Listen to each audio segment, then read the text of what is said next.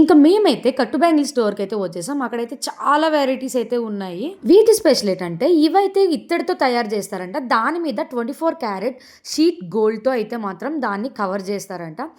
మేమైతే పర్టికులర్గా ఈ బ్యాంగిల్స్ కోసం అయితే వెళ్ళాం. ఎందుకంటే ఇదైతే 1.2 ఆర్ 2 గ్రామ్స్తో అయితే తయారు చేస్తున్నారు. దాంట్లో మనం ఏ కలర్ కావాలంటే ఆ కలర్ గాజు బ్యాంగిల్ పెట్టుకొని సెట్ చేసుకోవచ్చు.